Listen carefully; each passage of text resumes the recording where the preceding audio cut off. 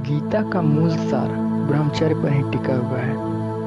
अगर कोई व्यक्ति गीता का ज्ञानी है, अगर उसने गीता को सही ढंग से पढ़ा है और वो गीता को समझता है, तो वह पाएगा गीता जो है उसकी मूल अवधारणा ब्रह्मचर्य से बिल्कुल भी भिन्न नहीं है।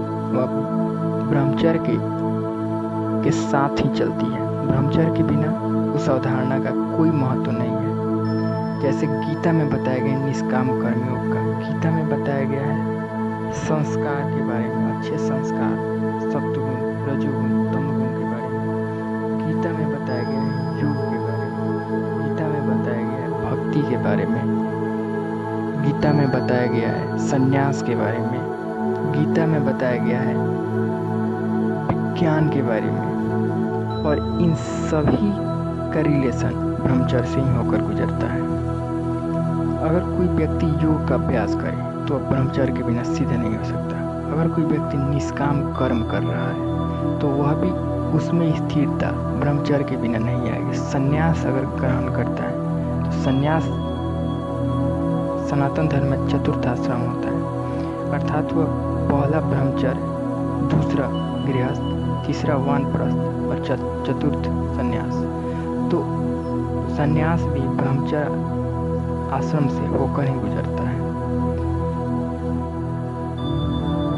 इसके अतिरिक्त जो गीता में वर्णन किया गया है संस्कार के बारे में, सत्वगुण, रजोगुण और तमोगुण के बारे में, तो यह भी ब्रह्मचर्य से ही आगे बढ़ता है।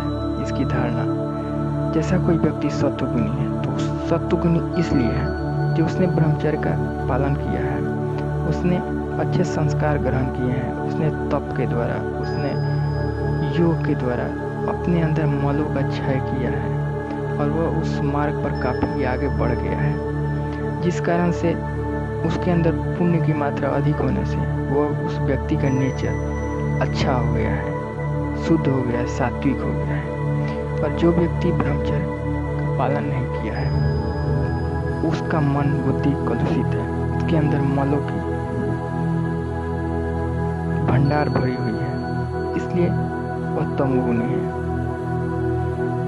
इसलिए ब्रह्मचर्य के बिना न सत्वगुण की अवधारणा है, न रजोगुण की, न तमोगुण की। अगर कोई व्यक्ति सत्वगुणी है तो उसमें ब्रह्मचर्य के द्वारा ही उसके अंदर वो शक्ति आई है कि वह सत्वगुणी है, क्योंकि ब्रह्मचर्य के बिना न तो तप होता है, न ब्रह्मचर्य के बिना योग होता है, न ब्रह्मचर्य के बिना पुण्य होता है बहुत बड़ा।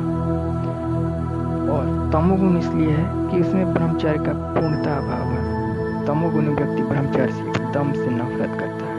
अगर कोई व्यक्ति ब्रह्मचर्य से नफरत करे तो उसे समझ लेना चाहिए एक बहुत बड़ा तमोगुणी व्यक्ति है। इस तरह से गीता की जितनी भी अवधारणाएं हैं जो कि उपनिषदों से मिलती है, ये सभी के सभी ब्रह्मचर्य के आधार पर ही उन सभी कॉन्सेप्ट की जो है अवधारणा रखी गई है। अगर इसे ऐसा समझे कि ब्रह्मचर्य जो है उन कॉन्सेप्ट का नींव है और ये जो कॉन्सेप्ट है वे बिल्डिंग है। इस तरह से ब्रह्मचर्य जो है इस बिल्डिंग रूपी